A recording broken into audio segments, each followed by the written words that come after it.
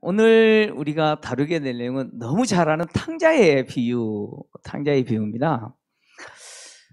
제가 고등부 때 여름 수련회를 갔는데, 당시 시골 교회를 대여해서 수련회를 했는데, 수련회 프로그램 중에 어떤 게 있었냐면, 이제 조별로 성경에 있는 내용을 가지고 꽁트나 이 성극을 만들어서 발표하고 그것을 심사해서 이제 시상하는 그런 또 내용이 있었습니다.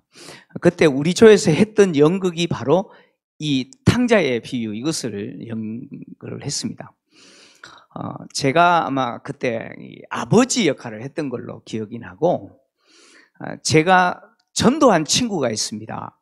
정연수라고 하는 친구인데, 그 친구가 이제 이 수련회에 따라왔다가 이 탕자의 역할을 이제 하게 된 것이죠. 1막은 이제 아버지 집에서 유산 달라 그래서 가지고 이제 먼 나라에 가서 이제 허랑방탕하게 사는 그 모습이 이제 1막입니다. 1막인데, 이제 우리 조원들 가운데 이제 남자 조원들은 이제 술 친구가 되는 거예요. 그죠? 술 친구가 되고, 또 이제 여자 조원들은 탕자를 이렇게 꼬시는 그런 역할을 이제 했습니다. 제가 기억했던 또 기억나는 대사가 있는데 어떤 대사냐면, 자매들이 학생이니까 좀 이렇게 좀 이쁘게 꾸며야 되잖아요. 그러니까 선생님 옷 빌려가지고 미니스커트 비슷하게 입고 막 루즈 칠하고 막 해가지고, 그 자매들이 이제 탕자를 꼬시는 거예요. 어떻게 꼬시냐면, 이제 기억나는 대사가 그거예요. 오빠야, 오늘 진짜 멋있대. 오빠야, 내가 물 좋은 데 있는데 우리 가자. 응? 이런 대사가 있었어요. 제가 대사를 썼어요. 물 좋은 데가 어딘지는 모르겠는데 이런 선곡을 하고, 그리고 이제 2막은 허랑방탕하게 하다가 이제 결국 이제 돼지 치잖아요.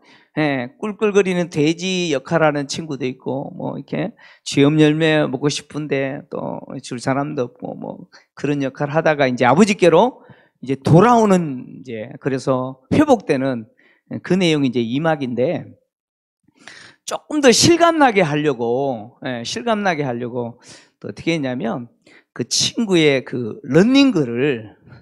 러닝 아시죠? 란닝구를 란닝구를 가위로 자르고 볼펜으로 막 긁고 거기에 숯을 막 이렇게 바르고 너덜너덜하게 이렇게 만들어요. 그리고 또 머리도 멀쩡하면 안 되잖아요. 부엌에가 제가 가져와서 막 이렇게 하고, 얼굴에도 이렇게 막 칠하고, 어쨌든 좀 리얼하게 이제 그 연기를 해서, 그 친구의 탁월한 연기 때문에 우리 조가 우승을 해서 또 상금을 받았던 또 기억이 있습니다. 저는 이제 고등부 때는 이 탕자의 이야기가, 내용은 알겠는데 이 탕자가 나라는 사실을 몰랐어요.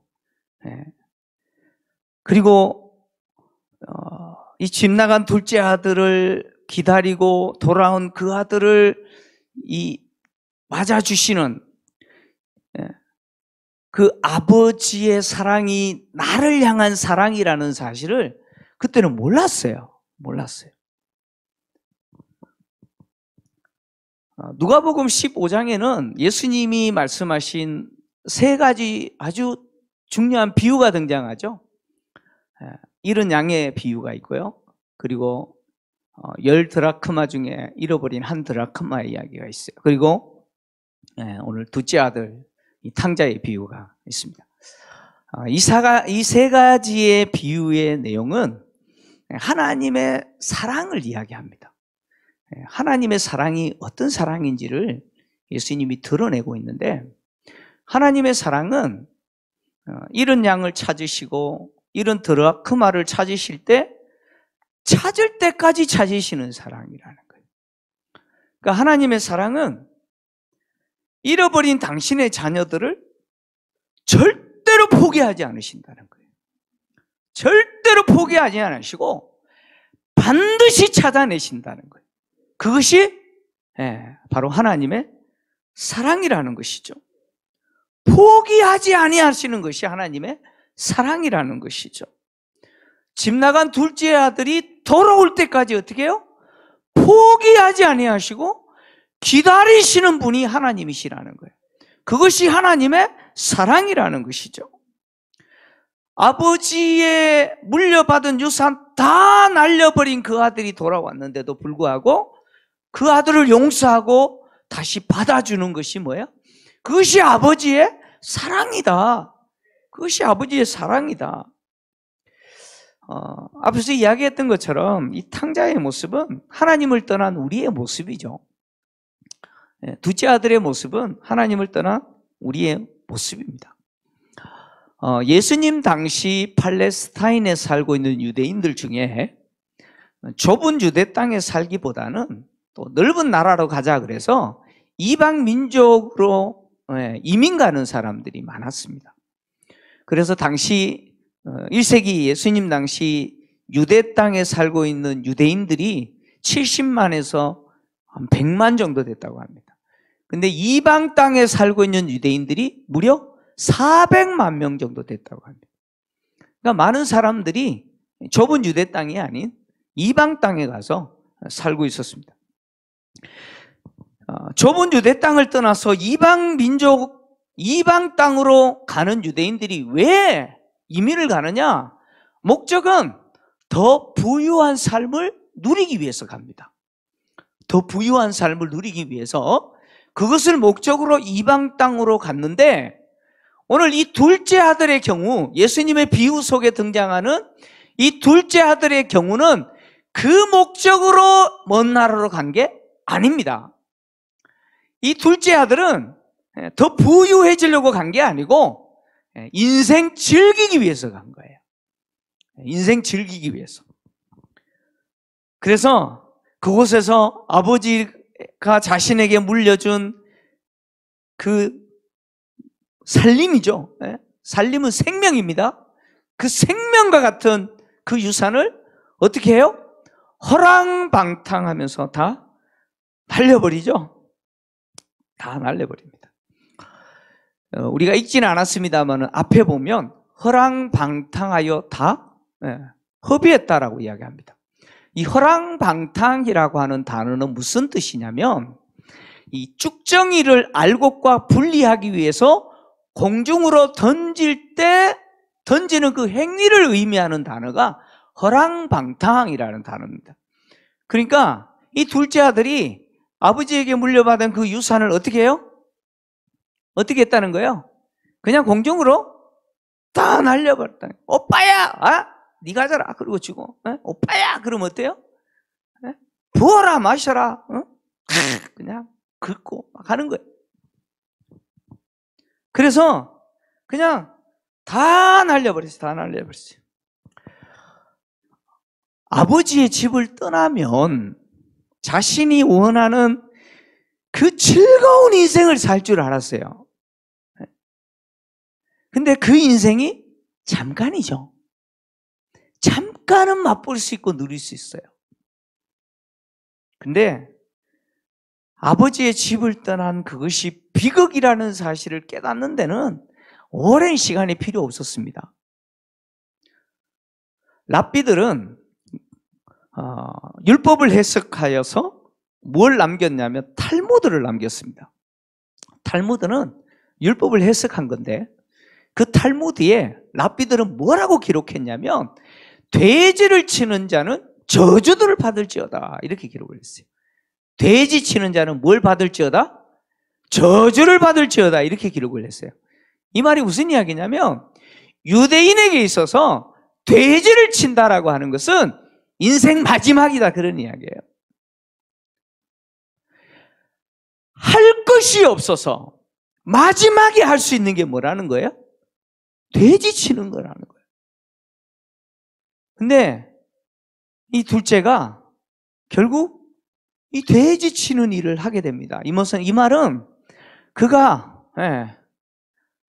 인생 밑바닥까지 떨어졌다는 거예요.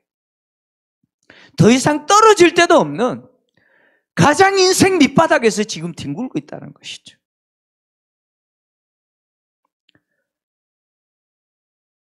탕자의 이 둘째 아들의 허랑방탕한 삶의 모습은 사실 우리가 동경하는 거잖아요. 그죠? 아닌 것처럼 앉아있지만, 사실 제가 하나님께 정말 감사하는 건 뭐냐면, 하나님 저를 목사 만드셨잖아요. 그죠?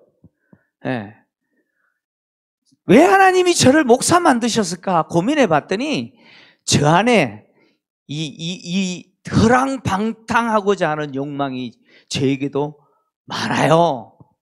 정말 많아요. 제가 다 드러낼 수는 없는데, 만약에 하나님이 저를 목사 만들지 않았으면 저는 이 밤에 아마 신나게 인생 즐기면서 살았을 거예요. 저는 그런 사람이에요. 저도 그런 사람이더라고요. 아마 모르긴 몰라도 정도의 차이는 있지만 아마 여기 있는 모든 사람들은 그것을 동경하잖아요. 그죠?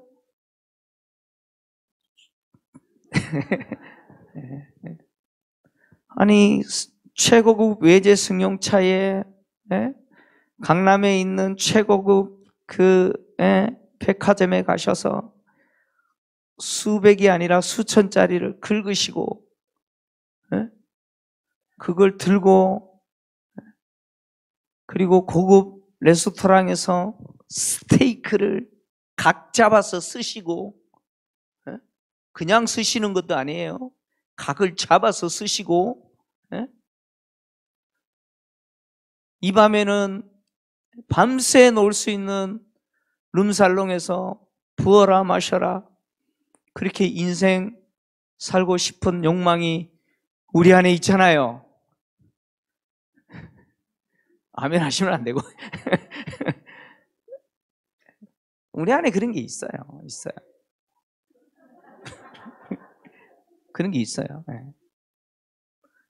탕자처럼 먼 나라에 가서 진귀한 것들을 보고 먹고 인생 즐기고 싶은 그런 마음들이 우리 안에 다 있잖아요.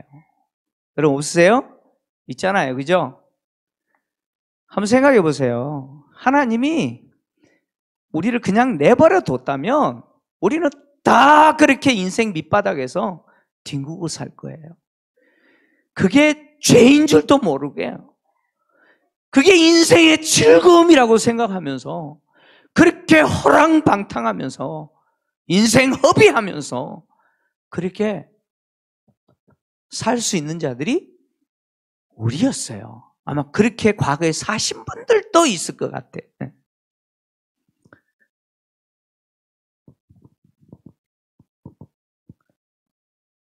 하나님을 떠나면 그것이 비극인데 그것이 비극인 줄도 모르고 그것이 인생을 즐기는 거라고 생각하면서 그렇게 살 수 있었던 우리를 하나님이 그냥 내버려 두지 아니하시고 우리를 부르신 거죠. 우리를 찾으셨죠. 우리에게 오셔서 우리를 찾으시고 우리로 하여금 하나님을 떠난 것이 비극이야. 하나님을 떠나서 네 속에 있는 그 욕망대로 그 탐욕과 탐심대로 사는 것이 저주야 라고 하는 것을 알게 하시고 하나님 집에 사는 것이 인생의 행복이야. 하나님의 집에 있는 것이 그것이 복이야 라고 하는 사실을 알게 하셨잖아요. 하나님의 사랑이 우리를 그렇게 하신 것이죠. 하나님의 사랑은 그 아들이 완전히 비참한 망가진 상태로 돌아올 때, 그 남루한 모습으로 돌아올 때 그 아버지는 기다렸고 그리고 그 아들을 볼 때 측은히 여겼어요. 측은히 여겼다라고 하는 이 말은 내장이 흔들렸다, 그런 이야기예요. 여러분, 내장이 흔들리면 큰일 나는 거예요. 그죠? 내과 빨리 가셔야 돼요. 약 드셔야 돼요. 내장이 흔들릴 정도로 통증이 있었다, 그런 이야기예요. 아버지를 떠나서 뭐 잘 될 것처럼 나갔다가 그야말로 거린이 돼서 돌아오고 있는 그 아들을 보는 순간 아버지의 마음은 그렇게 아팠던 거예요. 그래서 그 냄새나는 아들을 향해서 달려가서 목을 안고 입을 맞추는데 계속해서 입을 맞추고, 나는 아버지의 아들이라고 일컬음 받는 것조차 감당할 수가 없습니다. 그냥 품꾼의 하나로 여겨주십시오라고 말하는 그 아들의 말을 무시해버리고 종들에게 가장 좋은 옷을 입혀라, 손에 가락지를 끼워라, 발에 신을 신겨라, 내 아들이 죽었다가 살아서 돌아왔다, 살찐 송아지를 잡고 우리 함께 즐거워하면서 잔치하자. 이것이 아버지의 사랑이고, 이것이 저와 여러분에게 하나님이 베풀어 주신 사랑이고, 이것이 우리를 대우하시는 하나님 아버지의 사랑이라는 거예요. 그래서 이 하나님 아버지의 사랑을 아는 자는 항상 마음에 어떤 마음이 드냐면, 아버지, 나는 아버지의 아들이라고 일컬음 받는 거 그거 감당 못하겠습니다. 나는 그럴 만한 자격이 없습니다. 마음에 항상 이 마음이 있어요. 아버지, 나는 아버지의 아들이라기보다는 그냥 품꾼입니다. 나는 그냥 품꾼이에요. 이런 마음으로 사는 자죠. 그래서 아버지를 위해서 품꾼이 되어서 자기를 줄 수 있는 사람이 누구예요? 아버지의 사랑을 아는 사람이에요. 아버지가 어떻게 나를 찾으셨고, 어떻게 나를 기다리시고, 어떻게 나를 영접하시고 대우하셨는지 아는 사람은 항상 마음에 그런 마음이 있는 거예요. 그런데 우리 중에는 이 첫째 아들 같은 사람도 있어요. 이 첫째 아들. 이 첫째 아들은 그냥 외적으로 보면 아버지에게 가장 순종 잘하는 아들처럼 보이죠? 근데 실제는 아버지의 마음을 가장 아프게 하는 아들입니다. 큰 아들은 둘째 아들 동생이잖아요. 동생이 돌아왔는데 그 아버지가 그 동생을 환영하면서 잔치 벌인다라고 하는 그 이야기를 듣고 집에 들어가기를 거부합니다. 아버지가 나와서 만류하는데 대노하면서 이렇게 말하죠. 나는 여러 해 동안 아버지와 함께 있었는데 아버지는 내 친구를 위해서 염소 새끼 한 마리 잡아서 나한테 주지 않았는데 아버지의 그 살림, 생명과 같은 그 유산을 장녀들과 더불어 삼켜버린 저 아들이 돌아올 때 저 아들을 영접했을 뿐만 아니라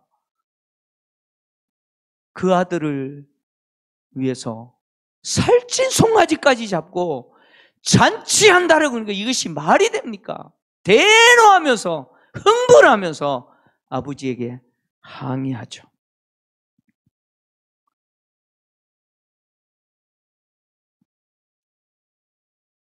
여러분, 큰아들은 자신이 여러 해 동안 아버지 집에 계속 있잖아요. 아버지 집에 자기가 계속 있는 것이 얼마나 그것이 복인 줄 모르는 사람이죠.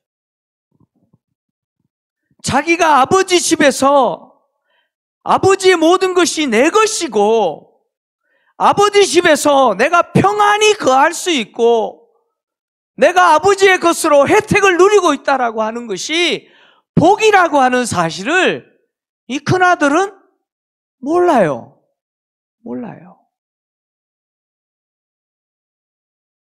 큰아들은 단지 둘째 아들이 자기 동생이 다시 돌아온 것 때문에, 그리고 그 동생에 대해서 아버지가 환영하고 잔치한다라고 하는 그것 때문에 분노하면서 이렇게 대노하고 있죠. 여러분, 우리 중에도 그런 분들이 있어요. 무슨 이야기냐면, 내가 아팠는데, 아팠어요. 하나님 불쌍히 여겨주십시오. 그랬더니 하나님이 불쌍히 여기셔서 나를 고쳐주셨어요. 아멘이잖아요, 그죠? 그러면 우리는 그렇게 말해요. 하나님이 나에게 은혜를 주셨습니다. 그죠? 아팠는데 고쳐주셨으니까 하나님이 은혜를 주셨다고 말합니다.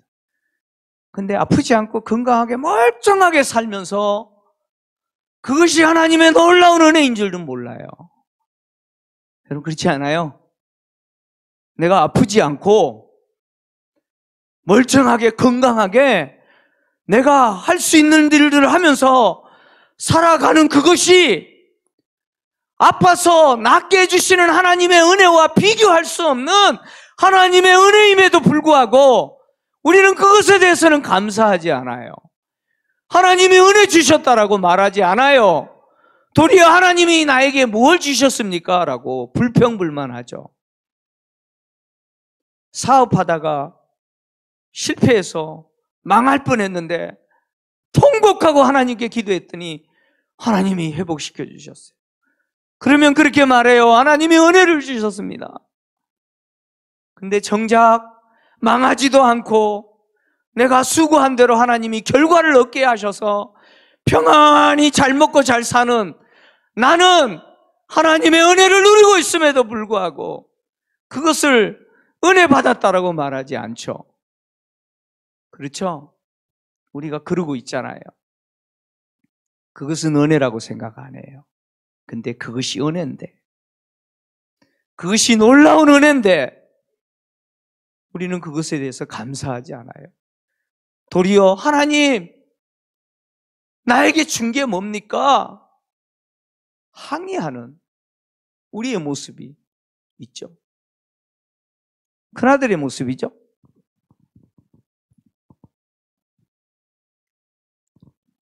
자신이 동생이 죽었다가 살아서 돌아왔는데 그 동생에 대해서 기뻐하지 않아요. 여러분, 큰아들이 아버지의 마음을 조금이라도 이해하고 알았다면 여러분 그렇게 말해야 될 거예요. 아버지, 내가 동생을 찾으러 갈게요. 그래야 되지 않나요? 그 큰아들이 아버지의 마음, 지금 아버지가 뭘 원하고 있는지 알았다면 그래야 되는 거 아닙니까? 설령 찾으러 가지는 않았다 할지라도 그 동생이 돌아왔을 때 아버지가 기뻐하면 함께 기뻐하고 그 아들을, 그 동생을 환영하고 해야 되는 거 아니에요? 그게 아버지의 마음을 이해하는 아들 아닌가요? 그런데 이 아들은 동생이 나가서 죽든 살든 관심 없어요. 살아서 돌아왔는데도 불구하고 그것 때문에 더 분노하고 화를 내요. 그러면서 기껏 하는 말이 뭐예요? 아버지는 내게 해준 게 뭐 있습니까? 라고 말을 합니다. 아버지 것이 다 자기 것인데, 아버지 집에서 평안히 먹고 살고 누리고 있는데 그 은혜를 몰라요. 그 은혜를 몰라.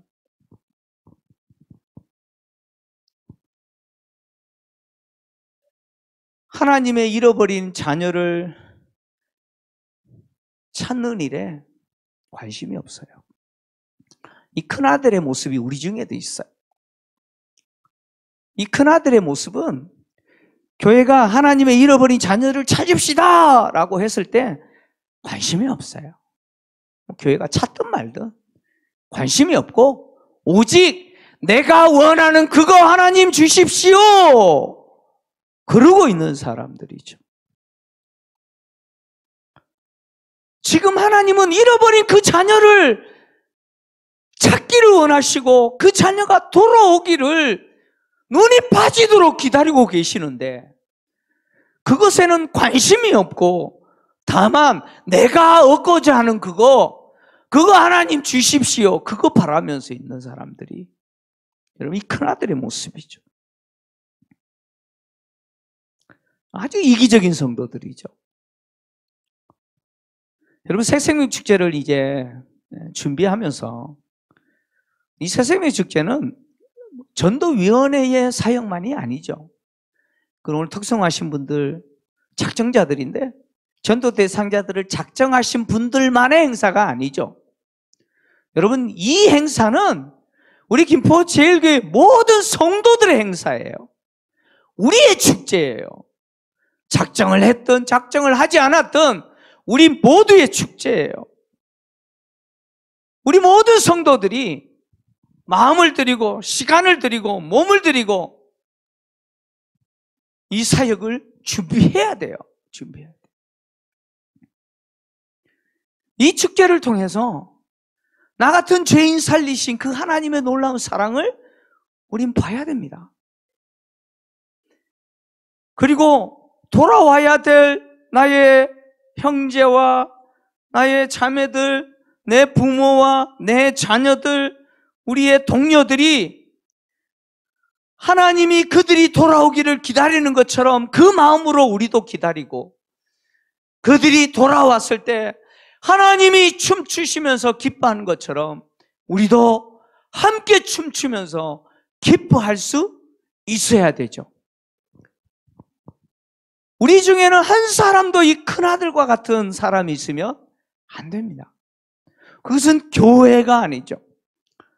하나님이 이 땅에 교회를 세우시고 그 교회 위에 성령으로 기름 부으시고 그 교회 가운데 부흥을 주시는 목적은 뭐냐면 바로 이 영혼 살리는 거예요. 영혼 살리지 못하는 교회는 교회가 아니죠.